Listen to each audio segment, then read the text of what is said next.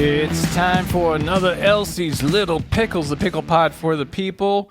Reminding you all to do your pickle pod protest. Put a pickle on a porch of a MAGA supporter. Send the picture of that to us here at Elsie's Little Pickles at gmail.com. What a fucking week, and it's only Tuesday? Oh my God, it's only Tuesday. Another Pope bites the dust. We still got Trump playing fascist jazz all over the fucking planet. And he's jazzing on us. He's jazzing on us. Another Pope bites the dust. And another one's gone, and another one's gone, and another Pope bites the dust. Hey! Jesus gonna get you too. And another one. In nomine Patri et Filii et Spiritus Sancti. All right, well done. Let's just get right to it. And here is Kiefer with the news. Don't let an awkward silence. Yeah. Not an awkward silence. That was a dramatic pause. It was a pregnant pause, and I'm guessing you're the one that impregnated it. Well, you know, gave me the wink. I gave it the nudge. Soon that Daily Digest became a journal. You know, people might criticize us for laughing at these horrific stories, but I honestly believe that if we don't laugh through this, because let's face it, we got till 2028, so we've got. You're not laughing, you're crying, man. Exactly. If we're not laughing, we're crying. So hopefully, people pick up on the fact that I prefer not to be crying, but rather moaning in ecstasy. Well, that's not going to happen unless you enjoy getting fucked by the Trump administration. Hope I disturbed everybody. Oh, let me tell you something. I'm going back into therapy first thing tomorrow with that visual. As Butthead used to say, the only thing better than guys that get all the chicks is guys that scare all the chicks. That's me, baby. Let's try this one more time. And here's Kiefer with the news. Trump's final offer for peace requires Ukraine to accept Russian occupation. Which is insane. It's Bring back the Eastern Bloc. It's exactly the reason there's a war. Yeah. Like, that would be like Zelensky going, you know what? Okay, I'm sorry. That would be like me showing up at your house, occupying it, and I'm just jabbing you in the face with fingers. Yeah. Tears in his eyes. The police show up and just like, you know what?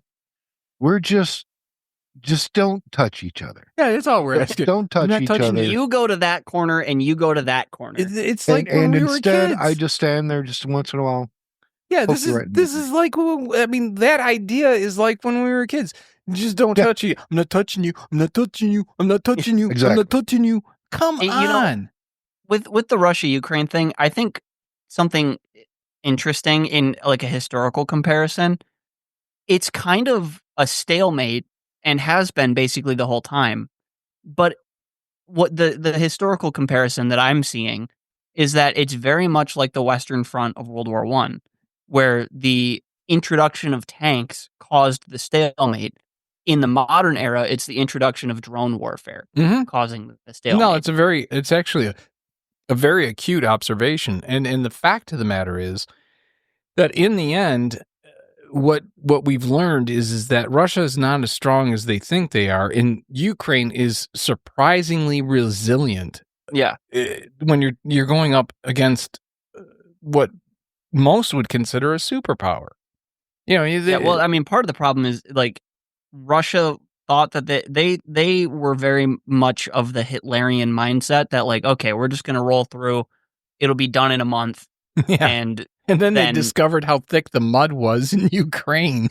Yeah, but they thought like, okay, we're gonna throw everything we have at them, and it'll be over in a month or two, and then we'll. I don't think they thought it would take that long. Honestly, they thought it was going to be 3-4 days. I don't think they thought it was going to be more than a week. Let me ask you guys this: what would you consider your favorite story out of the Ukraine war? Because I have a favorite story. Mine was the one man, one horse guy going to fight over there and unfortunately dying. Mine was the two guys on Snake Island that were like, "Fuck you." Those guys were great. Like they was it the I think it might have been the one man, one jar guy, not the one man, one horse guy. I don't know that Is story. that like 2 girls, 1 cup? Oh God. If it's either way, I'm sure you can picture it. But I think now that I'm thinking about it, it was the one man, one jar guy, which was just a video. It starts. There's just a glass like mason jar on the floor, and then you see a dude with no socks or pants on step over the jar, I haven't lower seen that. himself onto it, and in so doing, the jar shatters. Oh, I have not seen that. Yeah, he put a full-sized mason jar up his ass, and his ass was so grippy that it broke it. Jesus. Yeah. Thanks for doing that. Oh my God. What kind of fucking videos are you watching? What the I grew up in the wild west of the internet, okay? Yeah, I know that. I grew up a feral Gen Xer. I mean, I'm willing to give latitude, but fuck. My A favorite mason Ukraine jar? story was the Russian troops barreling into Kiev and running out of gas. See, I still go back to the fuck you guys on Snake Island. I mean, those guys were like, right in the beginning, like, come on, suck my dick, you fucking dictator. Fuck you. Fuck you. Tape my dick. Yeah, I mean, those guys were fucking brutal. I mean, talk about something that I think that those guys, more than anything, especially in the beginning of the war, were the reason why there was so much upfront, yeah, fuck you, we're going to fight this. You know what I mean? Even as people were being pulled out of their homes and just fucking shot in the streets, those guys, man, they kind of set the tone. Zelensky has covered it, but those guys set the tone. I see Colton giggling to himself. What are you giggling at? One guy, one jar has an IMDb page. Of course he does. Of course he does. Alexei Tartarov. That's his name. Oh, good. But yeah, unfortunately, we lost him to the Russians, the fucking Ruskies. But, you know. I guarantee it wasn't the jar up his ass that slowed him down. Just the fact that he survived that, though. Oh, my God. Yeah, I mean, that's just... Ugh. Okay. All right, next story, because I got to move away from this mason jar. Because, I mean, look, Elsie's Little Pickles, the whole point of the show was to get to the point where we were profitable enough that we could actually make Elsie's pickle recipe, which she used to put in mason jars. Oops. Oops. Yeah, all right. Yeah. Talk about breaking the glass ceiling. Anyway.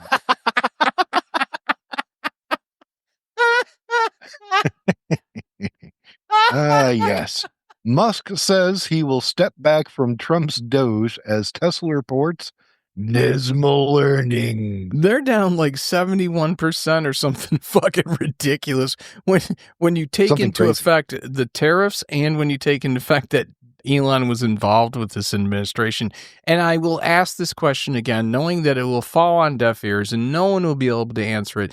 But I just read this article where Mike Lindell, the My Pillow guy, was in some sort of fucking court, and he's like crying, I don't have any money. I don't have 2 nickels to rub together. I can't pay these fines. I can't pay nothing. Even buy crack. I don't know what to do.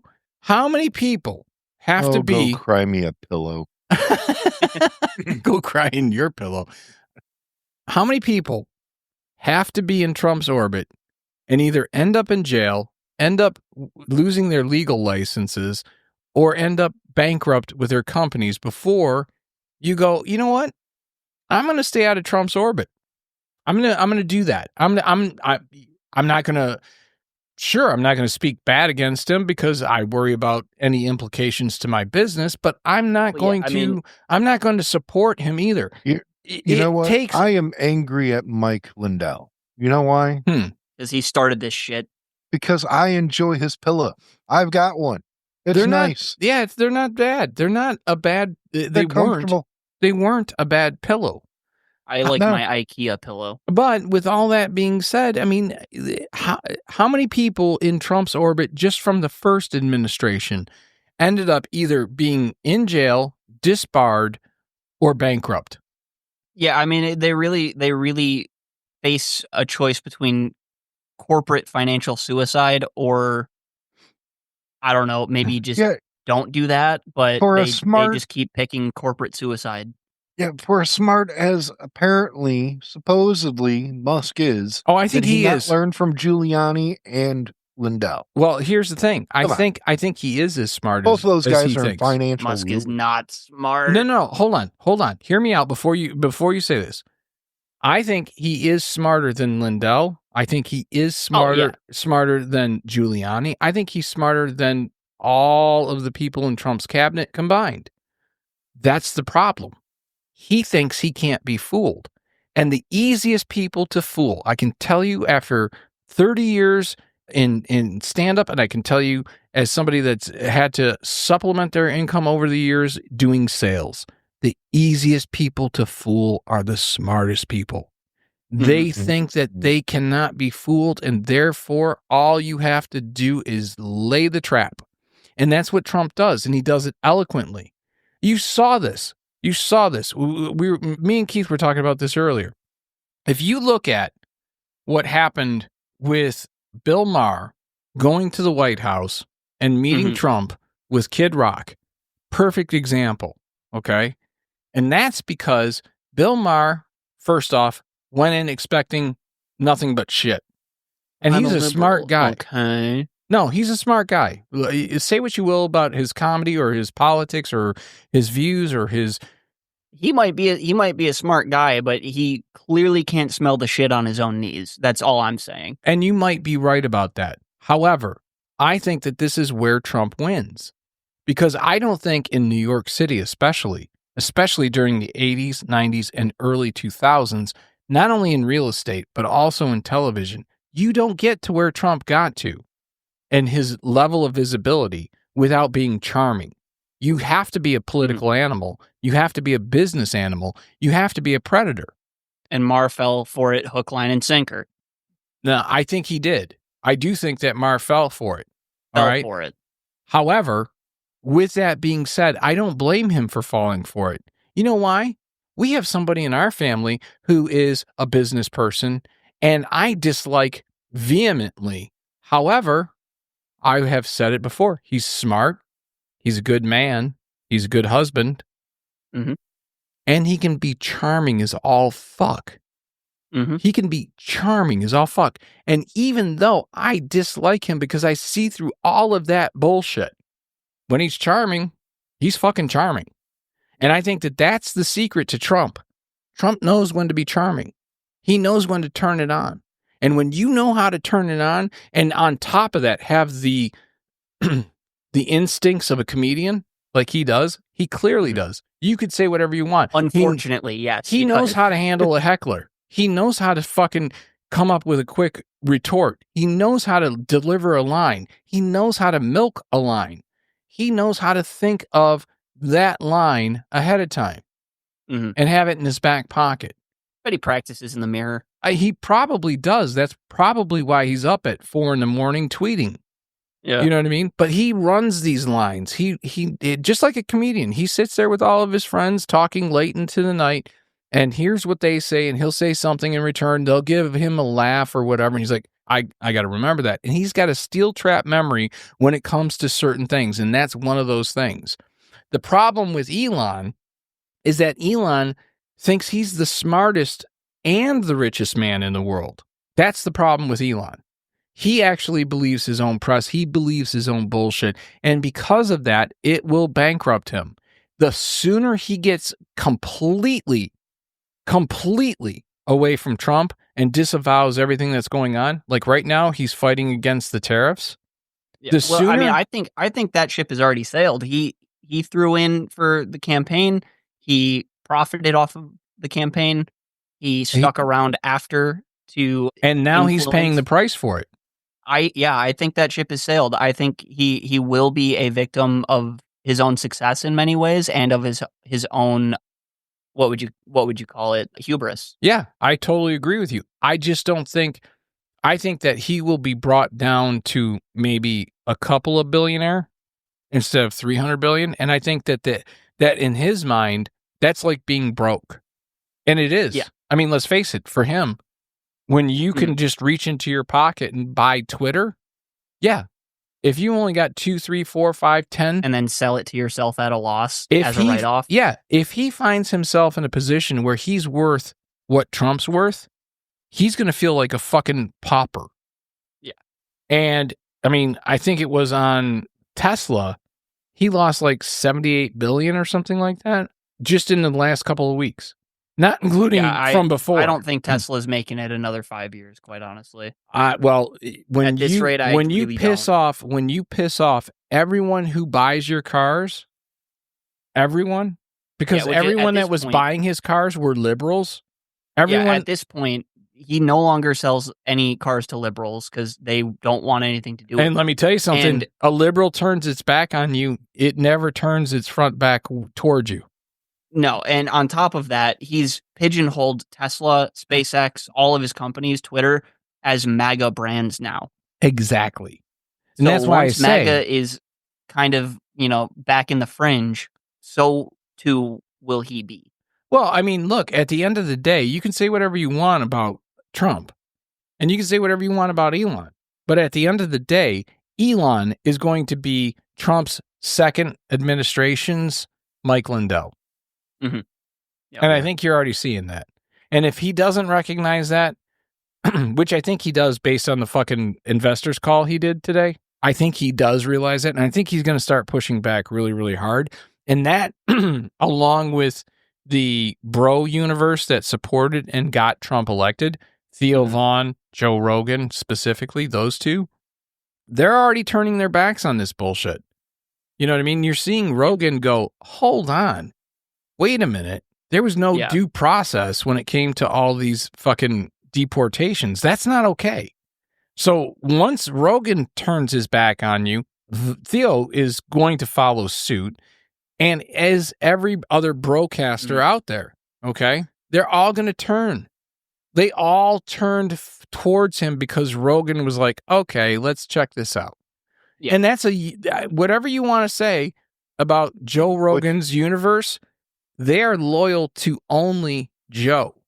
So whether that's Theo Vaughn, whether he's got that's his own like subcult, it's kind of weird. Well, whether that's remind me when we get to talking about the Supreme Court and the decision made, how the Trump administration keeps the people out of court, the due process, how they keep that from happening. They ship in the fucking El Salvador and they go, oh, no, it's deeper than that. Oh, okay. Well, you know what? Oh, yeah. I mean, that's all right. Go to the next news story and we'll get there as quickly as possible because I don't want to forget that.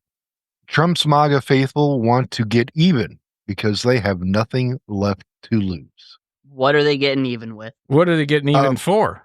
Essentially, it's a story about a couple of families out of West Virginia who voted for Trump, knowing that their household gets less than $25,000 to $30,000 income. They've had massive floods. They see people of color, people who are immigrants, doing better than them, and so they wanted to vote for Trump so that they would hurt. Okay, so just racist vitriol. Great. No, I don't basically. think it's yes. It is. It's people who are doing better than us, who are not a bunch of redneck hicks living here. We want them to hurt. We want them to suffer. I think it's an LBJ. That's quote. what they're saying. No, I get that. I get that part of it, but it goes deeper. That's my point, is that when you look at the racial aspect of it, that's easy to dismiss and understand. But the real thing is that they can't understand that those people worked harder than they did. That's the sad part. That's really the sad part. Harder. But also, this goes right back to, I believe it's an LBJ quote. Lyndon Johnson said, "If you can convince the worst off white man that he is still better than the best off person of color, then he will vote for you no matter what, even as you're stealing from his pocket." Yeah, no, and again, I get all of that, but here's what it boils down to. They cannot accept the fact that no matter how hard they work, there are other people that work harder. That's it. I mean, that's it. Well, and also, What state did you say this was in? Missouri? West Virginia. West Virginia. West Virginia is a dead state. Like, Yes. I'm not saying that there aren't good people there. I'm not saying that they're not hard workers, but you're not getting a multi-million-dollar salary in West Virginia. That just doesn't happen. I mean, there are some that do, but in general, you're right. There's just not a lot of industry. There's not a lot of opportunity in West Virginia. And really, to be honest with you, aside from Snowshoe Mountain, I'm not even sure what the fuck else there is to do in West Virginia.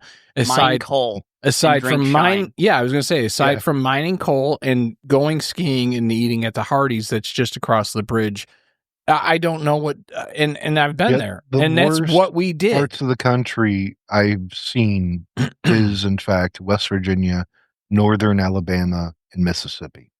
Mississippi was absolutely the worst I've ever seen. Yeah. Mississippi, because Mississippi regularly ranks 49th or 50th on basically every metric of Alabama. Alabama was bad, and I toured Alabama. Yeah, there's only one part of Alabama that is actually nice, and that's where they do all the space stuff. Yeah. And that's where is it again? Is that it's Huntsville? Not, was it Huntsville? Okay. Yeah. I mean, I can't say I've been all over Alabama. I can say that I've been through Alabama. I can say I've gotten off the expressway in Alabama and driven some of the lesser roads. I had a Chinese buffet in Alabama. And that's adorable. We paid $15 a person because we were traveling, and it was just chicken nuggets with sweet and sour sauce on it from McDonald's. It was so bad. I know. It was so bad. I've had it. Well, I mean, what can you say? We paid $15 for an egg roll because we felt that was the only thing safe to actually eat, and soda. So, because after looking at the actual buffet, we were like, I wouldn't feed this to my dog. Me and Kirk Nolan, friend of the show, Kirk Nolan, we actually did a tour that took us through all of that. Okay. And when we were in Mississippi, we got, because this was before GPS really, right? GPS would have been absolutely out of our financial reach at that point. Back in the map times. Yeah, so this was this was like MapQuest, print out all your shit and follow those instructions. Go to AAA to get a triptych. Go to AAA, get a triptych. That was another option. But we did go through Mississippi, and we were on the right road according to MapQuest. And we did get where we were supposed to go. But MapQuest was looking at it from the shortest distance, not the safest distance. Yeah. And the shit that we saw, the poverty we saw, and we had to stop and do laundry. So we were in, like, I don't even know what city it was, but we had pulled over to a laundromat so that we had clean clothes for our next show. And the abject, literal depression and disparity of that state was wrapped up in that laundromat. I mean, I've never seen people that were that horrifically downtrodden, poor, and beaten down. And we grew up in a suburb of Detroit and spent a lot of our childhood in Detroit because our aunt owns a lot of property in Detroit. I spent a lot of time in Detroit because one of my friends, his father had a business in Eastern Market. I've definitively seen poverty, but not like that. Not like that. Well, you got to remember one, well, the only one. In West Virginia, that is one of those places where you can throw a banjo in the air and whoever catches it will be able to play it. Oh, goddamn. Yeah. So when... so your stories of you and Kirk traveling reminds me of wrestling stories, such as Mr. Fuji and Mr. Soto, his tag team partner. Mm-hmm. I don't know if I've ever mentioned this before, but they're both from Japan. And Mr. Soto was going to drive, and Mr. Fuji was going to give him directions to the arena where they were performing. And it took them 7 hours to get there. And after the match, Mr. Fuji was 3 blocks away. No, they drove from their home. Oh, okay. Soto's home. And Mr. Fuji was like, I will drive after the match. And Mr. Soto was like, cool, I get to sleep. So they left, and they got to Mr. Soto's within 15 minutes. Really? Yeah, because Mr. Fuji led him all around the state. Oh my God. Down. It was his idea of a practical joke. Oh, that's actually funny. Last thing that I have to say about West Virginia, nothing but respect for the Battle of Blair Mountain. And anyone that doesn't know what that is, essentially it was one of the first militant Union strikes that happened in the United States. I forget when exactly it was. It was in the early 1900s. And this was one of the first major instances of the Pinkertons, they still exist, but they essentially turned into the FBI and the CIA in some respects. But the Pinkertons were sent in, and it was a literal war between the mining union and the federal. Well, they weren't really federal; they were contract. They were mercenary police, essentially. Blackwater, well, that's what Pinkerton was. Pinkerton was basically mercenary police. They were government contractors, and that's what you're seeing under Trump. He wants more of that. He wants more. Yeah, I mean, there are ICE people. agents that are literally being sworn in as volunteers to go brutalize and abduct people of color. So it's the same thing. So the thing that, as they call it, winning the lotto. Yeah, that's what they call it. Yeah. And I want to be clear, I'm not making fun of Mississippi. I'm not making fun of West Virginia or Alabama. I just think that they continuously vote in their disinterest. They don't see.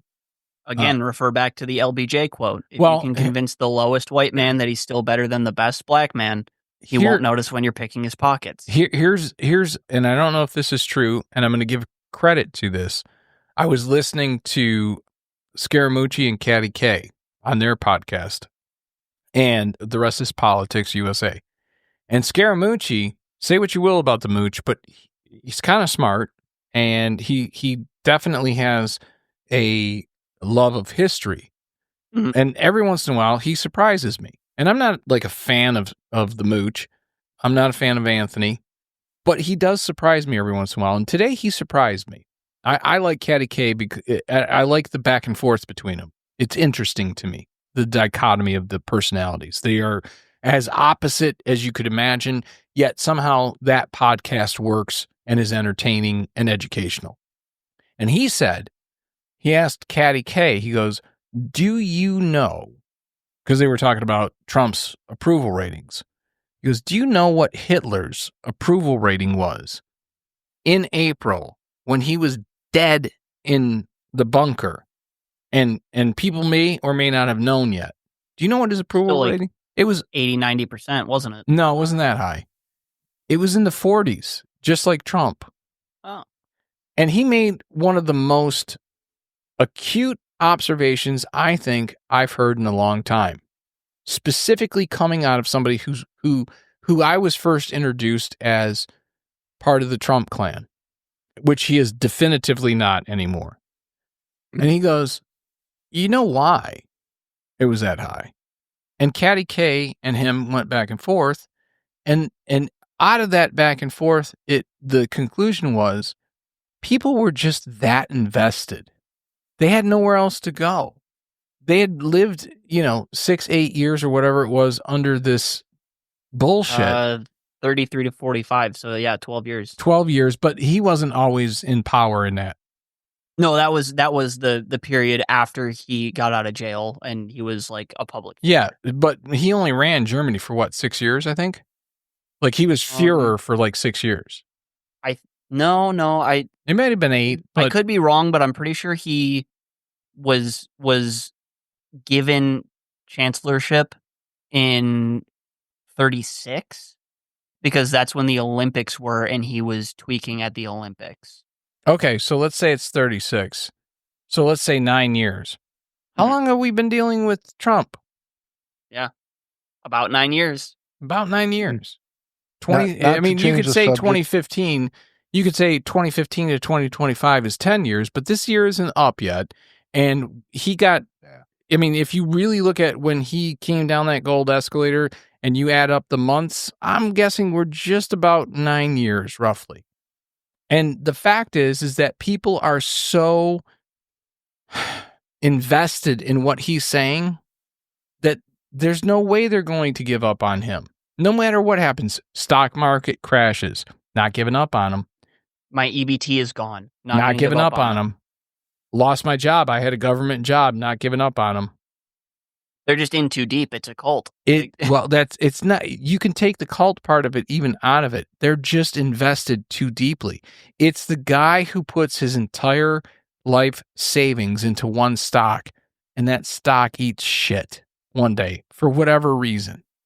That guy's still holding on. I'm going to hold on, man. I'm going to hold on to this because you know what? It's going to come back. I know it's going to come back. It's going to come back, man. It's the guy who thinks all he needs to do is go to a horse track or go to the casino one more time or place one more sporting bet. I had a friend who's no longer a friend, lost his business because he had a gambling problem. Kept saying, all I need is one payoff. We're good. All I need is one win. We're good. And that's the problem with us in this country. We always believe we're one lottery ticket away from being a cousin like that. What's that? Yeah, we got a cousin like that for sure. Fucking 27. Not to kick a dead horse, but West Virginia, Alabama, Mississippi thing, I feel can be summed up by a quote from a man that I look up to. Me? Mr. Oh, never mind. No, I said look up to. That's right. Sorry. Jumped the gun on that one. Oh, egg? Is that egg Bob on Newhart. My face? Bob Newhart. Oh, yeah. That's not egg, baby.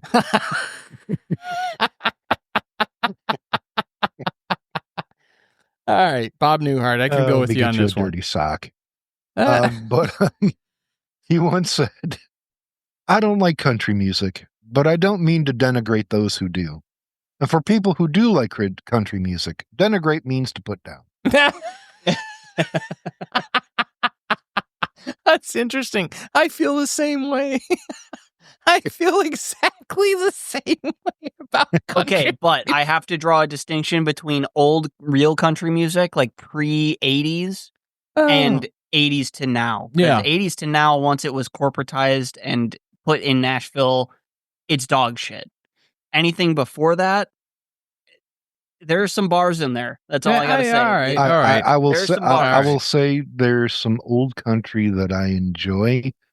However, I hate to burst your bubble, but even old country kind of sucks cock. What? It was so. You like Johnny Cash. You like Willie Nelson. I do. I like Dolly Parton. But Kenny Rogers. Kenny Rogers. My issue is always I like people who sing what they write, and most of the time they didn't write it. Yeah, okay, that's true. That's fair. That's fair. Like Johnny Cash, his biggest hits were written by his wife. Or that's fair. Or can you Trent Reznor? Yeah, I mean that's kind of the big difference here. You know what I mean? Can you? And I love him to death, but can you name me an Elvis Presley song that he wrote? Not one. Not even close. But also, I wouldn't put him in country. He's he went through a country. He went through a country phase. He did go through. No, he did. I'm not saying he didn't, but to me, he's squarely in the rockabilly. Yeah, but they all category. They all went through those phases. They all did country. They all did gospel. They all did, kind of rockabilly. They all did pop. Or some sort of, form of pop for the time. Watch our hair. Wash our hair. But see, the thing is most people don't recognize that because Colonel Parker was adamant that Elvis owned the songs. Yeah. So what's his name from Smokey and the Bandit? God, what's his name? Jerry Reed. Jerry Reed. When they came to him before he had anything. I know a thing or two about old country. So Jerry Reed had a song that Elvis wanted. And they came to him, and Jerry Reed, and this happened with Dolly Parton too, if I'm not mistaken. I think these were the only two artists that wouldn't play that game. Both of them were told by Colonel Parker, Elvis owns the song. And they were like, Oh, well, he might have owned it. No. And they all said, no, he doesn't. And with Dolly, she walked away hat in hand, thinking originally she was going to make a lot of money off this song, but she wasn't willing to give up the rights to it. So she stood her ground. She's like, you can kiss my left tit, and split. And Jerry did essentially the same thing. Maybe it was a guitar part or whatever. I don't know if it was a full song or if it was just guitar. And he's like, hell no, you don't get that shit. So sometimes standing up for yourself works out and sometimes it doesn't. But either way, if you're talented enough to where Elvis wanted your shit, you're probably going to make it sooner or later. Yeah. And that should be the lesson for a lot of people listening is, you know what? Sometimes somebody who's a big star comes in and this may be your big break in your mind and the only thing that's ever going to happen to you. And, oh my God, I got to just do whatever they say. No, fuck you. Stand your ground, hold your fucking material, and be strong enough to go, I'll pass. Thank you. I'm very appreciative, but no, this is my work and I'm going to get credit for my work. Anyway. All right. Moving on to more news really quick. Of course, Trump announces deployment of U.S. forces to the Middle East without congressional approval. But on the bright side, Hegseth announced it to the world on Signal. Yeah, he was like, hey, wife and brother-in-law with no security clearance. And lawyer and buddy and I mean, Jesus Christ. Editor-in-chief at The Atlantic. In his defense, he wanted his brother-in-law's advice and to roll the dice like in Dungeons and Dragons. Should we send 5? It was a critical miss. F-35s or you see how many? Roll. Roll. It was a critical miss. He rolled a nat 1. So the thing that's interesting to me about Hegseth is literally, I believe everyone around Trump was like, you're going to go with him for Pentagon? Like, really? That's the guy? Yeah. Why do I get the feeling like, I mean, I know he should have just gotten the press secretary. That when he was announced, everybody was like, that's not, oh, wait, he's serious. Yeah. Because this was, I mean, look, for what? I don't even know. I think it was 9 years. He was like a Fox News talking head, but not like a normal one. He was like the Weekend. He was the fucking Weekend guy. So now that, the Pope is dead, guess what? I'm guessing he's going to take him out of the Pentagon and out of the cabinet and go, maybe Pete Hegseth should be fucking. I love when they show him like, shirtless in the water drinking. Yeah, like the Deus Vult tattoo. Yeah, that like, what's going on there? Oh, there's a lot going on there. And none of it belongs running. He was a Christian nationalist before it was cool. Yeah. Yes. Well, you know what I mean? He's OG. He's an OG. I'm pretty sure around his thigh, he's got one of those Opus Dei fucking straps. Like Pete, what was it? Paul Bettany in Angels and Demons. Yeah. So I don't remember what it's called, but it's a torture device. The thing that bothers me about all of this, aside from the fact that literally the Congress pushback from the Republicans is non-existent. And therefore making Congress basically irrelevant. I mean, Congress hasn't really sent any troops themselves since Vietnam? Well, here's my question. At this point, what could be done by Congress better than ChatGTP? Yeah. What? Okay. Not to change the subject. Wait a minute. The clip. Wait. Your Let guy, me ask you this. You guys, your silence answered that question. It's the clips. Well. That's what people can do better. I gotta ask you, why is it that people get suckered into these cults like the Opus Dei with the Spy Master, I'll call it, around the leg? Like, why don't we get offers like, hey, Steve, I got an offer for you. We're gonna put you in a position of high power. You gotta wear this around your leg.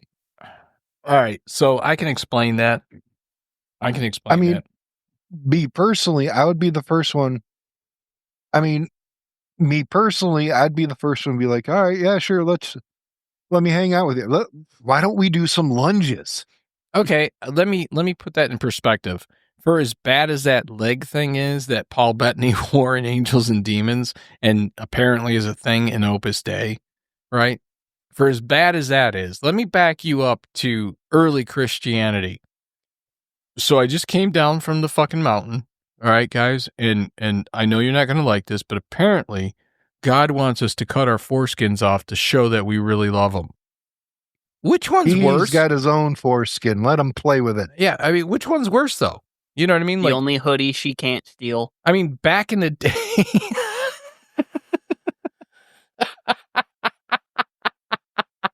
Back in the day, though, it's not like they had fucking scalpels. It's not like they had sharp, really, I mean, we're talking, they were doing this shit with, like, where do you think cigar cutters came from? Yeah. So, I mean, just saying, like, this whole idea, this is the reason why, for me, I don't participate in any group that would have me. All right. So, like, if you're saying, oh, everyone's welcome, come on in, I am not interested, because if you're going to have me, you're going to have questions. And if you have questions, now I'm the problem. So I prefer, when it comes to religion, to abstain. All right. And that goes for every religion. I prefer to abstain from it. I don't care. Look, if that's what gets you through your day, great. As long as you're not pushing your shit on me, great. As long as you're not trying to forcefully make me believe the way that you believe and it makes you happy, have at it. As Hitchens said, you're welcome to play with your toys. Just don't force me to play with your toys. Two things with that, and I'm sure we'll get more into this with our last story, but for me, it really comes down to I don't care if you're a person of faith, whatever that faith is. One, don't push it on anyone. Keep it to yourself. Do that in the privacy of your own bedroom. Yeah. But also, what I can't be okay with is if that leads to anti-intellectual thought. Well, it always does, and for many reasons. Yeah. There's no section of the Holy Babel where God really appreciates somebody who thinks. No, but no, yeah, and you're right. But you have to if we're talking like a non-denominational Christian, I don't go to church, but I believe in Christ and I practice as Christ. Or even if it's just I believe in a creator of some sort. Yeah, a deist. Yeah, a deist. Yeah, like if it inspires anti-intellectualism, and usually once it's inspiring anti-intellectualism, that's when it starts being really pervasive and like trying to push it on other people. And that's also when it usually comes to the point of a fervent belief that it needs to be made law for everyone. Yeah, and then you also mentioned Hitchens, and I just have to point out one of my favorite. You've heard of Occam's razor, yes? Right? Well, there's a bunch of different philosophical razors, and Hitchens has one, and it's like recognized. Oh, I didn't know that, but that's super cool that he got his own razor. Hitchens' razor is any claim made without evidence can be refuted without evidence. Correct. And I think that kind of says it all, doesn't it? I mean, for anyone who's willing to spend a little bit of time thinking about the idea of a deity who is not willing to present themselves, who is not willing to make their actual existence known, should be ignored. And I often think about it like this. If I was God. Oh, you're not? And I've been worshiping you for like 7 years now, so please tread lightly here.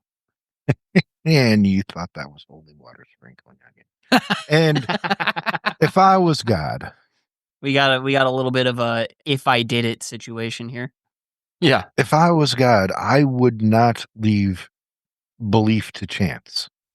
I would want people to believe in me because I am here. Yeah, but the counter argument to that is you're a fucking god. Right. Who cares? So, the lion doesn't concern themselves with the thought of the lamb, is the argument. No, this is very true. The foot doesn't care about the ant. No. Again, the idea of evil, to the mouse, the cat is evil. But To the I'm just homeowner, saying, too. I'm the type of guy that I would take out, Friday night. Well, actually Thursday night for viewers. Take out a Thursday night, 8:00. Be like, hey, just want to check in. Kind of like the old, when me and were growing up. Did you pay your 10% this week? No, it'd be like when me and Keith were growing up, they had to remind our parents that they had children. So it'd be like, it's 10:00. Do you know where your children are? Oh shit! Oh, Where are They're they? on. Yeah. No, I Oh, it's all right. The young one is picking the fleas out of the older one's hair. There you go. And I guess what this gets Referencing to, that we're monkeys. what this gets to is, in political and religious terms, if we can bring this all to a crescendo, if you will. J.D. Vance was one of the last. He took a pope.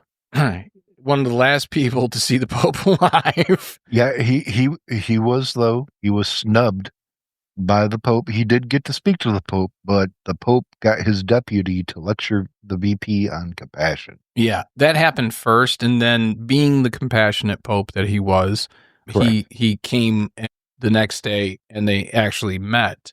I think he looked into those eyelinered eyes of JD's and He realized saw hellfire and brimstone. He saw that. No, he thought he was looking at Robert Smith.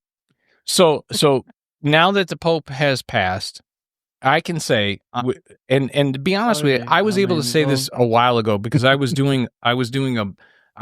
intent. He's such a passionate guy. Who? Robert Smith from The Cure. Oh, I didn't even catch that. One of the things that I can honestly say is true. I was writing back in 2015. I had started writing. I thought it was a great idea to write a book trying to make conservatives understand the difference between conservatism and liberalism. And I was going to do that through the lens of following the election between Hillary and Trump. And I thought how Hillary is basically a conservative. Well, that was part of it. It was part of it. That she was actually the conservative that conservatives were looking for. Right? She just happened to be a woman. And Democrat. Yeah. But she was actually the person that the conservatives at that time had been, for the previous 4 years, screaming that they wanted. Somebody and with this is why political appeasement does not work. Well, true, but somewhere along the line, they had flipped it to it could only be a businessman. They had always said that they wanted a business person in office, but it could only be at that point. And that's why Trump won the first time, and I think that's why he won the second time. However, going back, one of the things that I had written in that book that I gave up on because I realized it was a pointless endeavor, because there was no way that you were going to bridge the gap at that point between. No, and every week there was a new 100 pages that you had to write. Well, and I did. I mean, you know for a fact, I worked on that all the way through Trump's presidency, because then I switched it to following Trump in his presidency, and I did work on lead up why he won, and then right, and I worked on it. I worked on it for a solid 6 years, I think. Yeah, total. And I finished it essentially. I never published it though, which kind of is the reason why we do this podcast, because what I realized was the amount of shit that was coming out of the Trump administration all the way through his administration was such a difficult task to try to keep track of, that by the time I had written something completely new and disastrous was happening. And I found that while I continued kind of obsessively to continuously document that shit, that it would have been a 5,000-page manuscript by the time you were done. It would have been substantial. It would have been substantial, but and I still have it. You know what I mean? Like it's not like I deleted everything. I still have it. but it became almost a pointless exercise, and then I gave up on it. I never completely finished it. I mean, I have all the notes, I have all the stuff that I wrote, I have all the pages, but I never put it through the final process of editing, rewriting, and then publishing. But one of the things that I had said, and this goes back to 2015, maybe 2016, I was talking about Pope Francis and how much I actually admired him at that time and still do. I found him to be so let me back this up a little bit. I was born in the 70s, as was Keith. 71. Right? 71. And at that time, it was, well, first, let me ask, do you guys know from 1971 till now how many popes there have been? What, it's like 5 or 6, right? 5. 5. Okay. So you had Pope Paul VI from 63 to 78, known for concluding the Second Vatican Council, promoting ecumenism, and overseeing the major liturgical reforms. You had Pope John Paul I, who was only Pope for 33 days, known as the Smiling Pope. His sudden death led to many conspiracy theories. Then they overcorrected because I don't know if it was because of the age of John Paul I or if it was they were concerned about health issues with older popes. But then they overcorrected and they went with Pope John Paul II, who was in the papacy from 78 to 2005, noted for he was the first Italian or non-Italian pope in 455 years. That was a big deal. That was a huge deal. Here he was Polish and fucking pope. That didn't register well for a lot of people.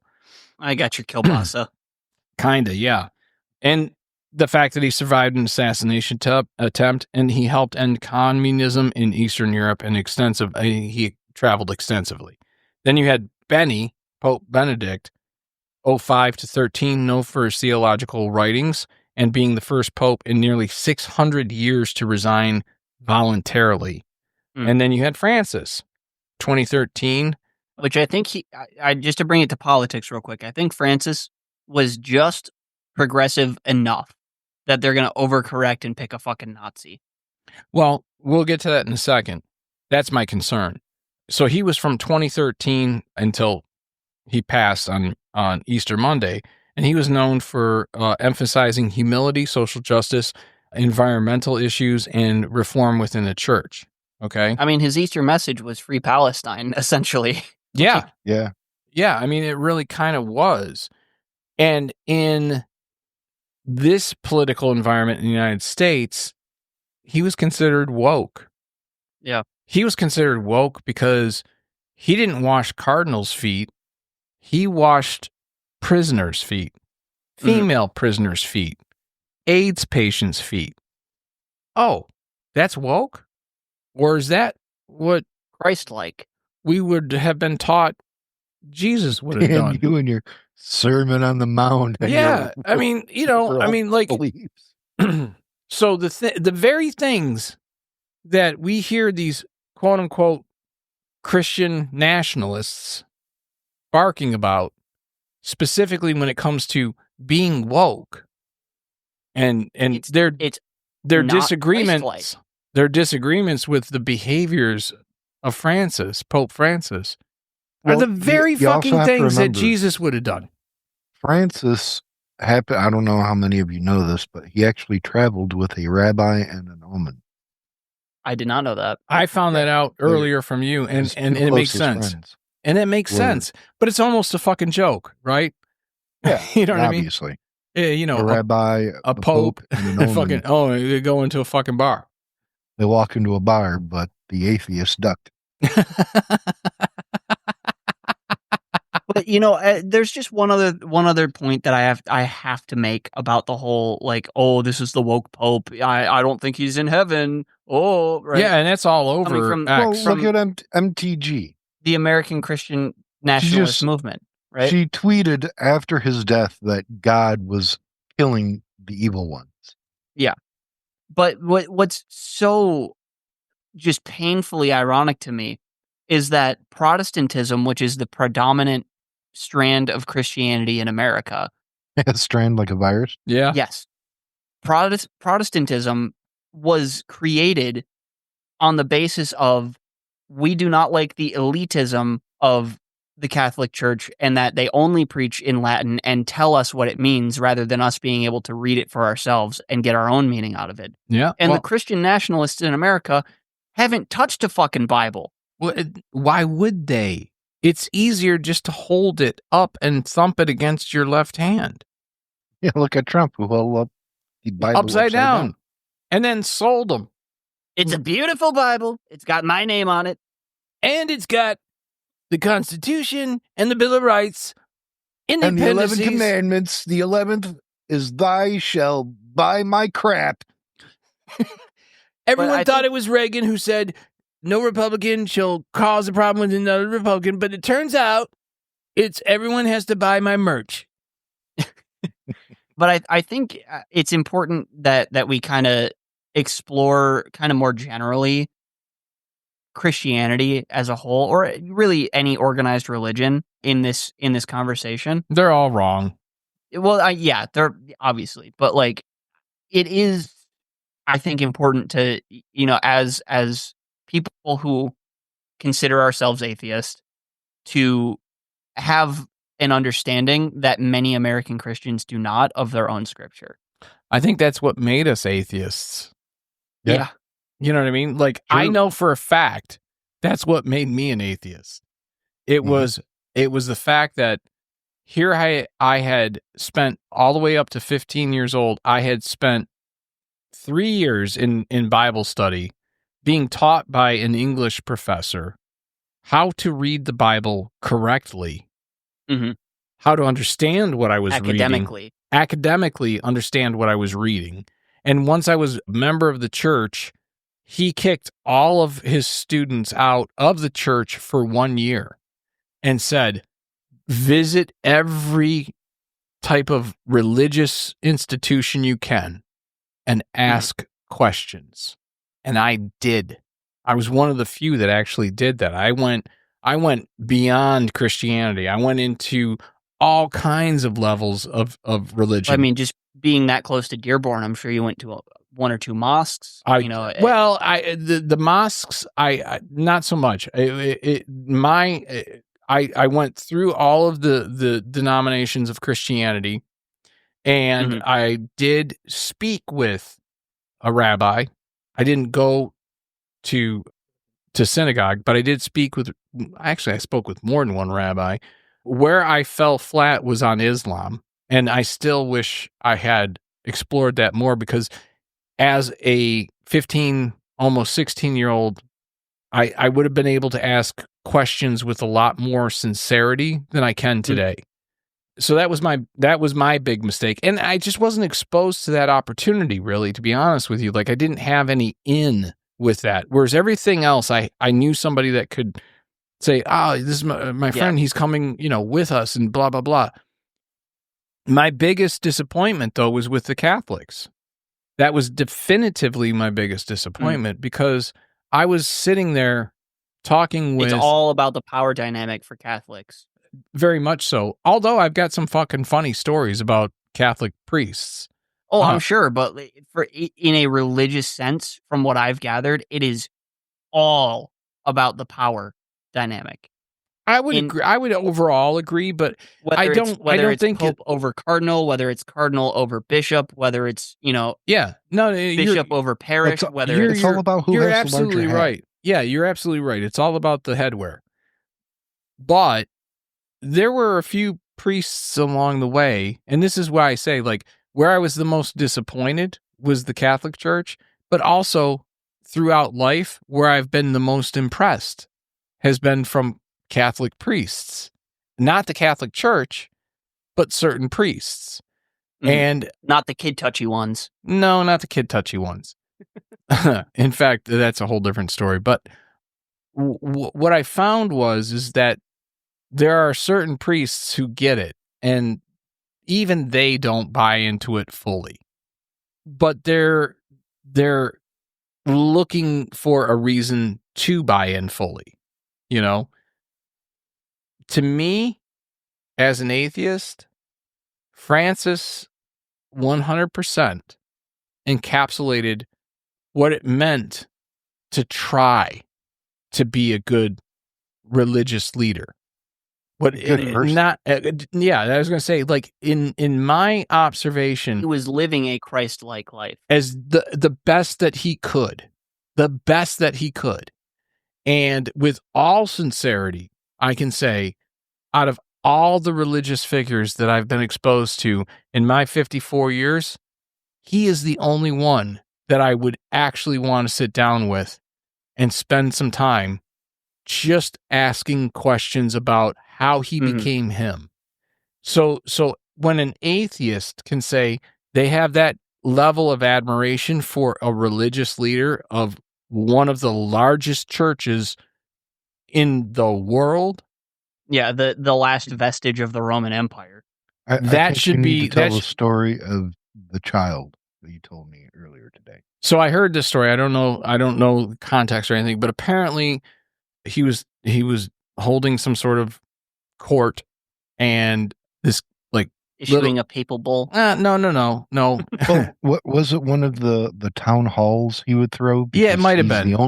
He's the only pope in the last couple hundred years. Like I said, I don't know the context of how this happened, but essentially what happened was this very, very nervous child, under 10 years old, approaches, had a question for the Pope, and was so nervous that the Pope was like, come on, you can come ask me.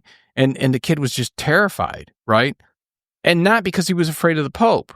It was because he was terrified to ask this particular question, because he didn't want to hear the wrong answer for his heart. So this kid comes up to the Pope. Pope goes, you can whisper it in my ear, right? I feel like I remember this video. And the kid whispers in his ear, my dad's an atheist.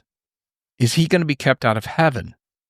The Pope, pats him on the head and puts him back in the seat or whatever happens to the kid. But the Pope's answer, this was the most beautiful way to respond to a child who was concerned, right? And he said, my Father, meaning God, is a loving Father and would never want to be that far away from his children. And I thought, motherfucker, that's beautiful. Like, I don't have to be a believer for that. I don't have to agree with their stances on whether it's LGBTQ, whether it's, condoms, which he softened, but soon to be unsoftened, I'm sure. He did, and that's my concern, is that the church will regress given the politics of the world today, and not just in the United States, whether you're talking... It's global. Well, you know what I mean? But that to me, that caring, considered answer to that child, that's what you should believe in. And that is another Elsie's Little Pickles.